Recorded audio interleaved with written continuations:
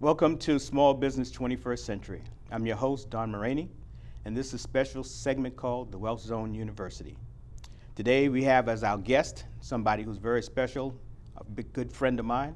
His name is David Hincapie. He's a very important person at the Small Business Administration, and we're going to get to know David, and David's going to impart some great information that all of you should know about business. David, welcome. How are you today? I'm pretty good. Thanks for having me. Great. Tell us what you do at the Small Business Administration, please. Well, at the Small Business Administration, I work in the Washington Metropolitan Area District Office. It's a mouthful, but that's the full title of it. And we are one district office out of 68 in the country. Our district office covers the District of Columbia, Arlington, Fairfax, and Loudoun counties in Northern Virginia, and Prince George's and Montgomery counties in Maryland. I am an economic development specialist and lender relations specialist there, one of several who work in that office, and there are people like me in all of the district offices of the SBA. So you said economic development specialist and lending relations specialist. Yes. So what do those two titles entail? Okay, so the economic development specialist part is working with primarily the SBA's resource partners.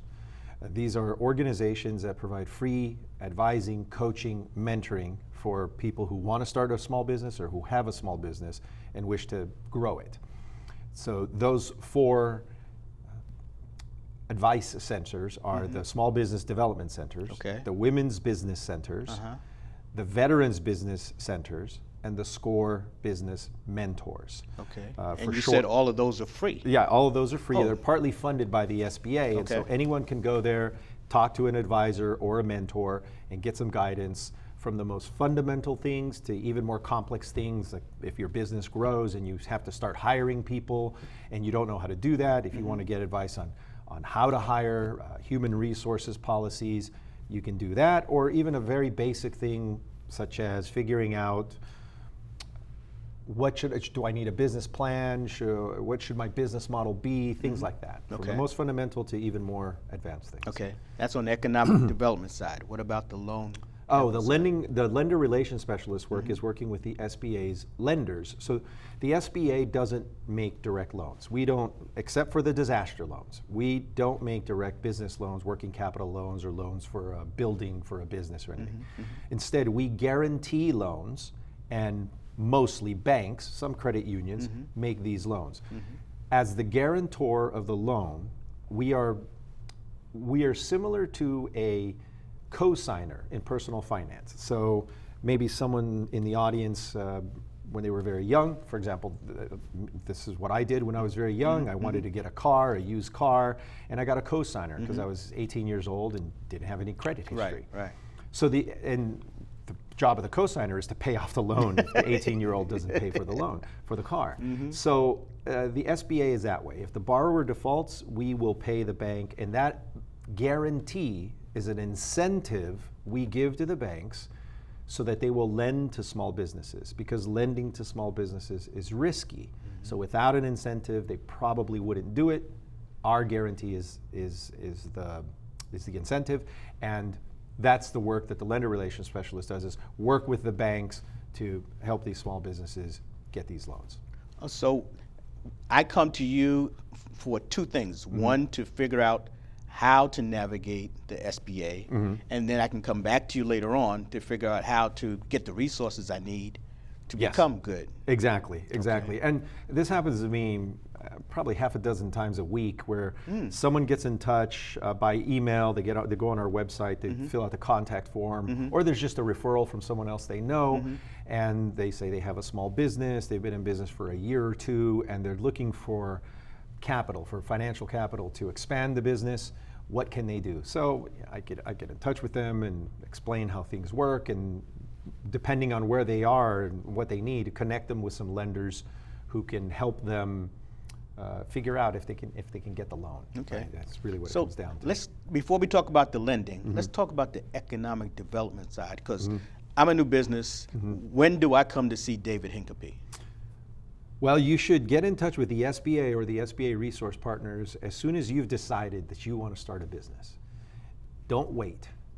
This is the most important thing, is unless you grew up in a small business, right? And some people have, right? Their parents had a small business, or maybe they had an aunt or an uncle who had a small business, and you worked in it. And if you worked in it a lot, you're going to know some stuff. But if you've never done that before, all you know is what you see on TV and or what you see in movies and television shows, and that's not real. That's not real. That's not reality. Folks, So, listen, it's not real. So what you do is you get in touch with the resource partners or with us directly at the SBA, and we'll connect you with the resource partners. And all you have to do is fill out their contact form or call them or email them and say, this is my idea for a business. This is what I wish to do. This is what I know. This is what I don't know. I would like some help on the stuff I don't know. Then to make an appointment, you're going to go talk to them, and then you'll know what your first steps ought to be. You wouldn't go off and do something unknown without any guidance. Yeah. But lots of people who start a business will do that thinking they know, and what you don't know can hurt you. You may end up, because primarily you will lose money, right? You'll spend $500 on this, you'll spend $1,000 on that, you'll spend $200 on this, and maybe you don't need to, or maybe it's not the right thing. Yeah. So go talk to the advisors. They're there for free. The SBA turns 70 this year. Wow. Actually. Okay. The 70th birthday is earlier in July, actually July 20th. So the SBA Happy birthday, SBA. the SBA was created to help people start and grow small businesses. That's our primary purpose. That's all we do. You might as well use it. Why else would we have a government if not to help us? So David, as CFOs, we tell folks that you have to be prepared in advance. You have to be a student of business. And so basically coming to you is part of that process, preparing in advance. Yes. Now, if I come to you as a new business, do I have to know what I want to do? Do I have to have a business plan? Or can I sit down with you and talk about what I want before you refer me to the business partners? Here's the thing I repeat all the time. I say you do not have to wait until you have a business plan. Go before. The moment you have the idea, the moment you say, okay, I think I want to sell this, and I think I know who my customers are, and it's these people. So what's my next step? That's the moment you get in touch with the resource partners. Okay. And that's what you're going to say to the business advisors at the Small Business Development Center, we call it SBDC, Women's Business Center, WBC, or the Veterans Business Center, Veteran Business Outreach Center, we call them VBOCs, or the SCORE Business Mentors. That's what you say to them. I think I want to start a business, I want to sell this. This is what I know, but I don't know what I don't know. So can you help me? Now, I want to make a distinction between the business centers and the SCORE Business Mentors. Please. That was going to be my next question, so thank you. The ones that have the word business center in them, Small Business Development Center, Women's Business Center, Veteran Business Outreach Center, they have advisors who are more like, I describe them as coaches. So they have particular knowledge in particular fields, maybe more than one, but it could be accounting, finance, lending, leasing, if your business is grown enough that you want a brick and mortar location, contracts, federal contracting, things like that. They can coach you on a specific topic. So let me ask a question. So at each one of these, the veterans, the women, they have that kind of expertise? Yes, they have people, licensing, certificates that you have to get from the city or the county or whatever. They can help you out on that. Now, not all of them have been business owners. In fact, most of them have not been. But they have technical expertise that can help you. There's a qualitative difference with the SCORE Business Mentors. The SCORE Business before we go to SCORE, so the Women's Business Center and the Veteran Business, can only women go to Women's? Oh, no. Can only veterans go? No, it's a good point. Everyone could go to a Women's Business Center. It's just that all the advisors are women. Oh, okay. So that's the difference. I love that. Yeah, love that. And they were created for good reason in the late 80s. And the Veteran Business Center started about 15, 16 years ago, maybe a little bit more. It was in the early aughts, and And they have business advisors there who, some of them are veterans and some of them are not, but only veterans and military dependents can go to those. Okay, But so the others, Women's Business Center and Small Business Development Centers, anyone can go to them. Okay, that's the distinction I wanted to make. Thank you, buddy. Now the SCORE Business Mentors are qualitatively different because they are all retired business owners. So, some people make the joke that they're business owners who don't, retired business owners who don't like to play golf. So they volunteer. They volunteer. Now, the SBDC, WBC, and the Veteran Business Centers, they have really great people, but there is something really different from a person who had a business for 25, 30 years, retired, sold it, and all of that overall knowledge, right? Because you could be an accountant for a business, but you were worried about money. You weren't worried about human resources. You weren't worried about hiring. If you started the business and you grew the business, you've worried about everything. You learned about everything. So their knowledge is very broad. Let me stop you right there because we got to get a break. But we need to dive into that.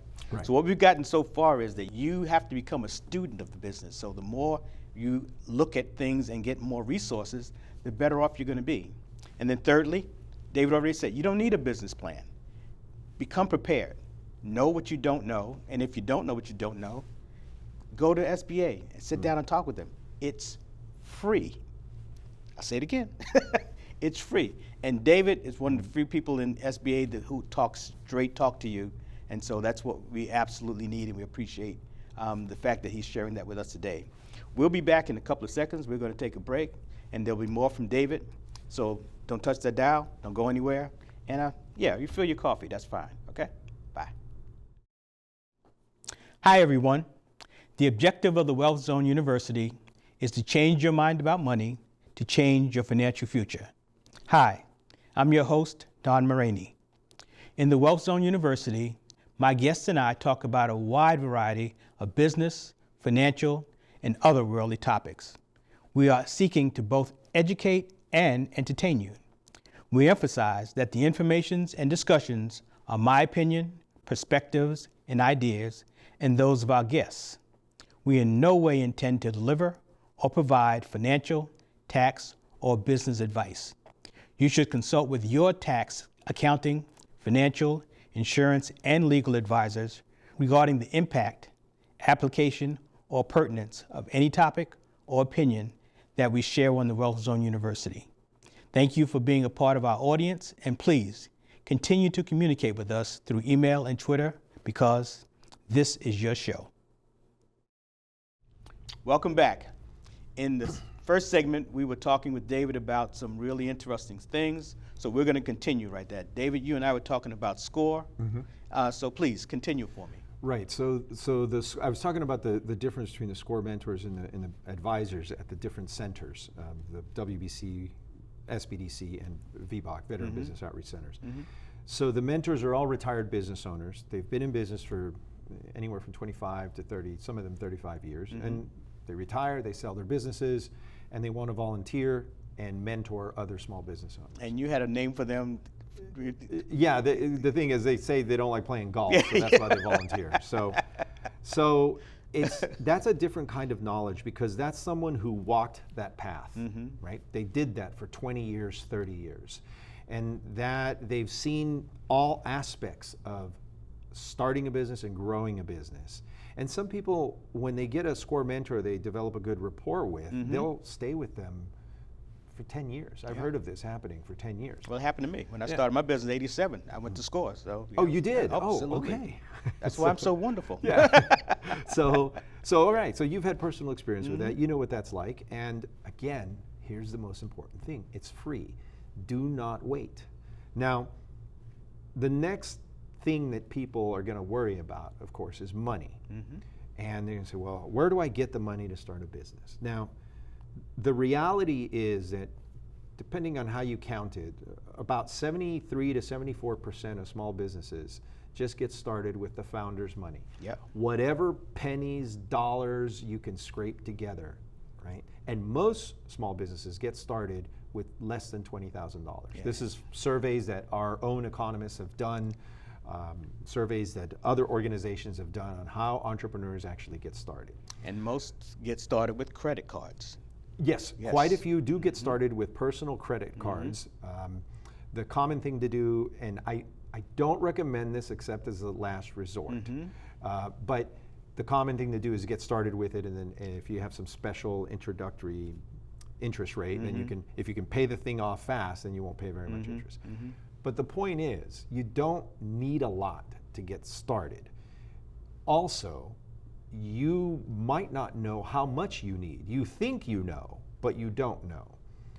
So we go back to what we were saying in the first part here, which is go talk to the resource partners. That will answer some questions for you. You might discover, well, you need more, or you might discover you need less, or you might discover a low-cost way to get started. So all of these things come into play. Now, when you get to the point when you want to go seek lending, there are some SBA lenders, the banks that participate in our loan programs, who will lend to a startup. Well, hold it. Startups can Yes. get money? Yes. Now that's brand new. Yeah. Tell me how that happens. Startups can get a loan, Okay. but there's always a but. So here's the thing. You can't just walk into one of the banks that does the SBA 7A loan. That's the name of the program, 7A loan program. And just say, well, I've got an idea for a business and I want to get a $2 million loan. You can't just do that. If you don't have cash flow history, right? So this is similar to personal credit. If you don't have a personal cash flow history, you don't have a job, you can't show the pay stubs that you've been working at a place for 2 or 3 years, and this is what your salary or your wages are, well, you can't get a credit card, and you can't get a car loan. Same thing with a business loan. If you don't have a cash flow history, how does the bank determine that you have the ability to repay? Well, in that case, you will need a business plan. And how do you do that if you've never done it before? Well, you go to the resource partners, right? Now, so you can get it. There are lenders who do it, but you have to. So let's stop there. So I do a business plan. Haven't made any money yet. That business plan tells the lender that the kind of money that I plan to get. Yes. Okay. The purpose of the business plan is to convince, in the broadest description I can give is, convince the lender that you have a way to make enough money to pay them back. I won't go into the weeds here and get into all the details of how you do that, but that is its purpose, right? Its fundamental purpose is convince the lender that you can make enough money to pay them back. That's what it's all about.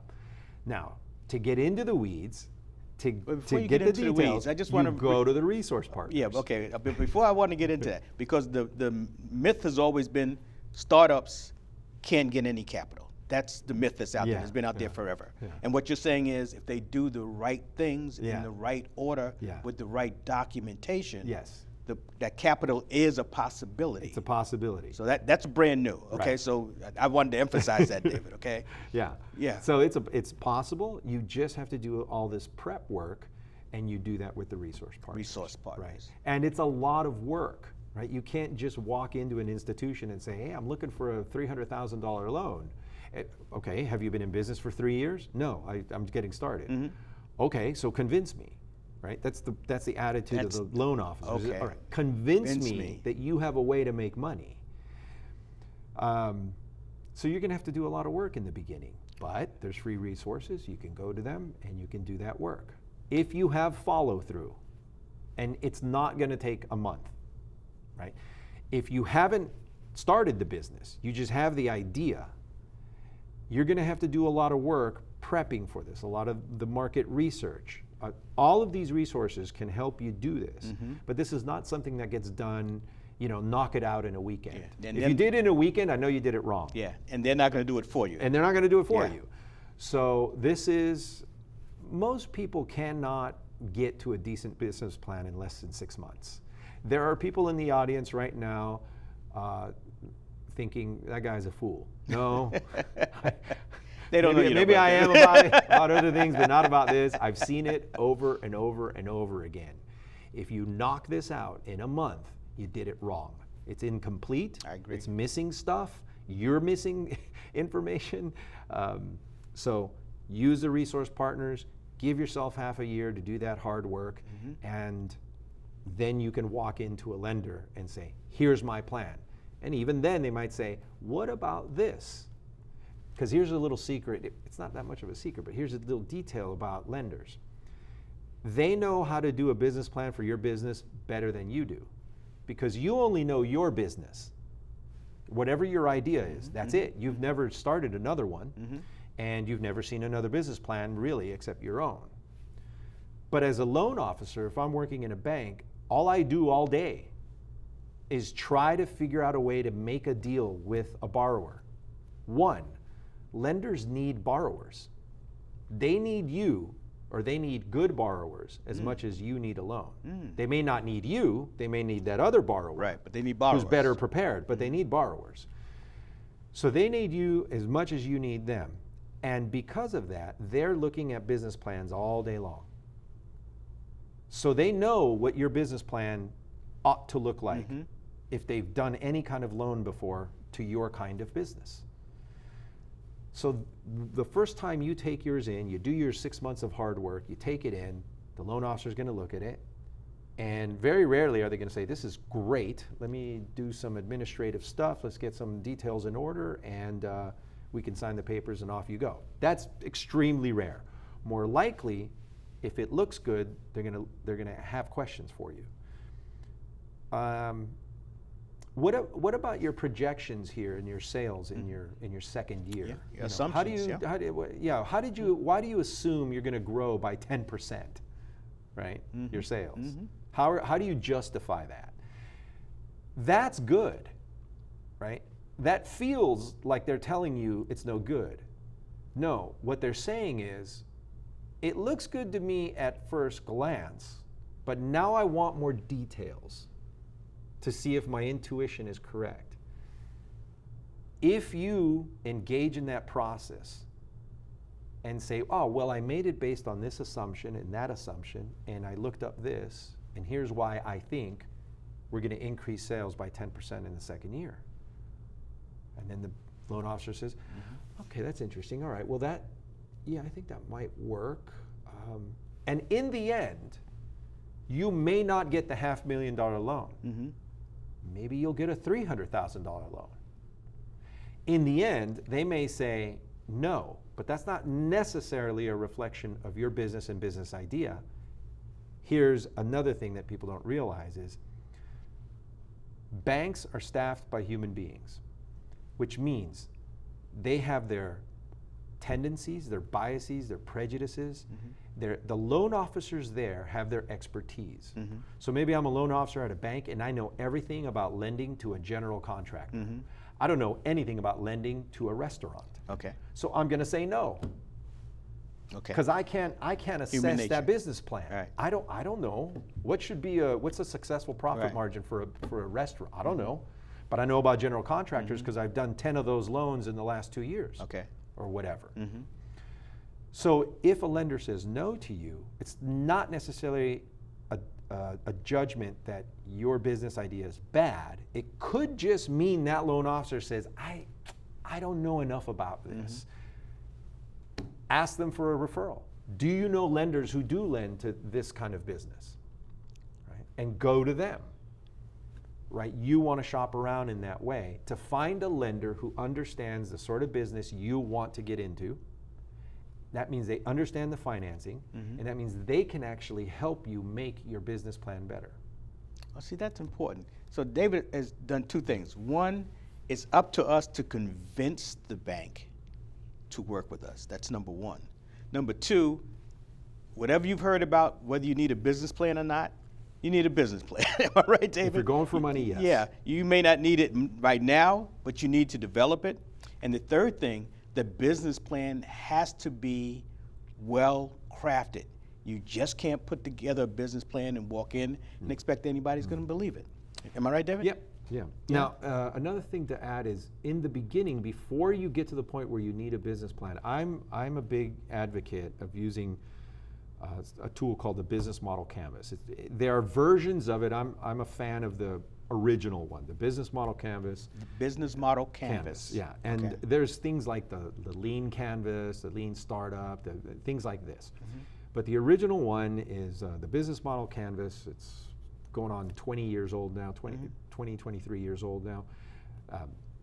It's a visual way of figuring out your business model. It's not the same as a business plan because it doesn't involve financial projections and how you're going to do your marketing plan and everything. But it's a visual way of figuring out, what am I selling? Who am I selling it to? But tell me the name of it. real Business quickly. model canvas. Okay, so hold on one second, Dave. So today we've talked with Dave. He's given us a lot of really good information. What I want you to do is know that you need to refer to the Small Business Association. Administration. Thank you, David. See, I tested him and he passed. And also that the information is free, and that's extremely important.